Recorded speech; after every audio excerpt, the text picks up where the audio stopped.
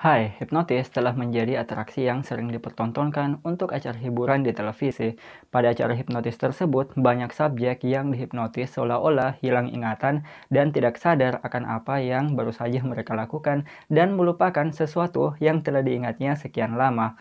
Apakah hipnotis ini melibatkan kekuatan supranatural atau hipnotis ini bisa dijelaskan secara ilmiah? Temukan jawabannya di video kali ini, oke?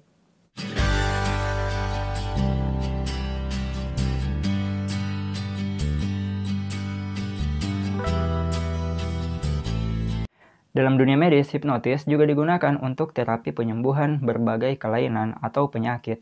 Sains mendefinisikan hipnotis sebagai kondisi di mana kesadaran itu melibatkan fokus dan perhatian tinggi, meminimalisasi percabangan pikiran, dan meningkatkan kemampuan untuk merespon sugesti. Jika kalian itu asyik membaca buku atau menonton televisi, fokus kalian akan menjadi sempit dan dunia nyata di sekitar kita itu seolah terlupakan. Pada kondisi ini, pikiran kita mampu mematikan kemampuan respon otonom atau fungsi tubuh yang bekerja secara otomatis. Ini merupakan sistem kontrol untuk mengatur fungsi tubuh seperti pencernaan, pernapasan, penglihatan, gairah seksual, dan lain sebagainya. Salah satu contoh dari respon otonom ini adalah tes Stroop. Tes ini dapat dilakukan dengan menuliskan sebuah nama warna, kemudian dituliskan dengan warna berbeda. Semisal kata hijau itu ditulis dalam warna biru. Di sini terjadi pertarungan interpretasi di dalam otak antara warna dan nama. Hal ini sulit diproses otak karena respon otonom kita menginginkan pembacaan terhadap kata berjalan bersamaan dengan kemampuan untuk menamai warna secara tepat.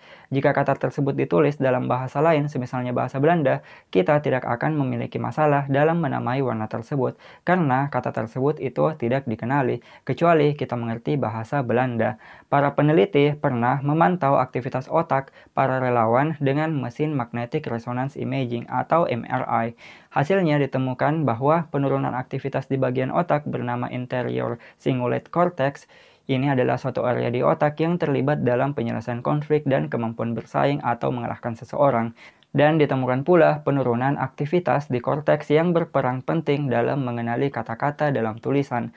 Proses mematikan respon otonom ini merupakan cara para neuroscientist untuk lebih memahami cara kerja hipnotis pada otak. Hipnotis tidak selalu mempunyai efek yang sama pada setiap orang. Harvard Group Scale of Hypnotic Susceptibility pernah melakukan riset dan mendapatkan hasil bahwa sangat sedikit orang yang tidak mempan ketika dihipnotis. Banyak orang yang merespon sugesti dengan melakukan hal-hal seperti mengangkat tangan tanpa disadari, dan ada juga orang yang meresponnya dengan melakukan hal yang berkaitan dengan masalah memori, persepsi, bahkan sampai mengalami halusinasi dan amnesia. Para ilmuwan juga telah merekam otak orang-orang yang hanya berpura-pura memiliki kelumpuhan kaki karena proses hipnotis, dan mengulangi lagi ketika mereka benar-benar terhipnotis dan merasa kakinya benar-benar lumpuh. Pada mereka yang benar-benar terhipnotis, para peneliti itu menemukan peningkatan aktivitas otak pada orbit frontal cortex bagian kanan.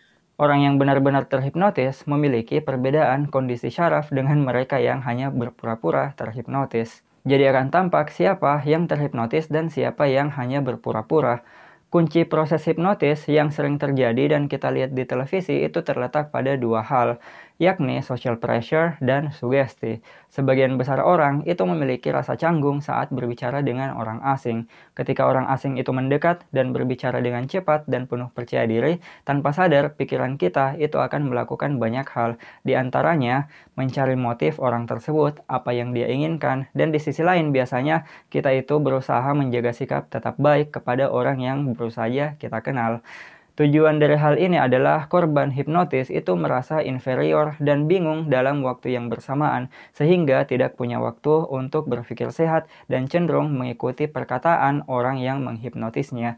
Inilah kenapa aksi hipnotis sering dimulai dengan melakukan kontak fisik terhadap korban, seperti menepuk pundak, bersalaman, dan lain sebagainya. Korban akan merasa bingung dan waspada, namun alam bawah sadarnya mencoba untuk tetap ramah. Agar bisa lebih memahami hal ini, kita itu bisa membayangkan berada di posisi orang yang sedang dihipnotis. Dalam pertunjukan hipnotis, orang yang menghipnotis biasanya memberikan pesan terselubung kepada subjek yang dihipnotis untuk berhenti berpikir, mengosongkan pikiran, kemudian perintah untuk berkomunikasi dengan alam bawah sadar mereka. Di sisi lain, sorotan kamera, banyaknya orang yang melihat, dan gestur tangan yang tidak lazim itu dapat membuat subjek teralihkan perhatiannya dan merasa bingung. Semakin bingung subjek yang dihipnotis, semakin mudah untuk memerintahkan sesuatu, dan subjek akan langsung melakukannya karena pikiran mereka itu sedang kacau. Lantas, bagaimana cara kita bisa menghindari hipnotis? Hipnotis akan susah masuk pada orang-orang yang berakal sehat, percaya diri, memiliki pendirian, dan tidak mudah patuh pada orang lain. Jika kalian adalah orang yang tidak canggung ketika berbicara dengan orang yang baru kalian kenal, maka kalian sudah meminimalisir kemungkinan terkena hipnotis. Ada trik yang mengatakan bahwa jika ada seseorang menepuk pundak kalian, maka kalian harus menepuk balik pundaknya. Karena dengan menepuk pundak secara tiba-tiba, orang tersebut itu sengaja menciptakan superioritas akan diri kalian. Dengan menepuk balik, maka kalian akan menciptakan pesan bahwa kalian dan orang tersebut berada pada level yang sama. Tidak ada yang superior atau lebih hebat.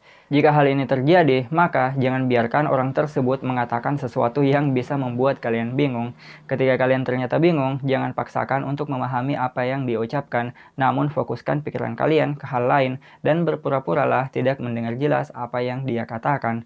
Orang-orang yang terbiasa berpikir rasional cenderung lebih susah untuk terkena hipnotis karena kita telah mengetahui mekanismenya dan cara kerja proses hipnotis ini. Dan ketika seseorang itu berupaya untuk menghipnotis kita, kita harus sudah mampu mengantisipasi hal tersebut.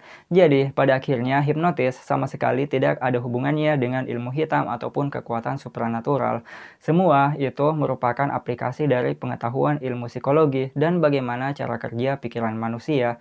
Cukup sekian dulu yang bisa saya sampaikan pada kesempatan kali ini. Semoga saja bermanfaat bagi kalian semua. Dan jika kalian mempunyai pertanyaan, jangan lupa untuk tinggalkan di kolom komentar. Dan jangan lupa pula untuk tekan tombol subscribe-nya, nyalakan loncengnya agar kalian tidak ketinggalan informasi-informasi menarik lainnya.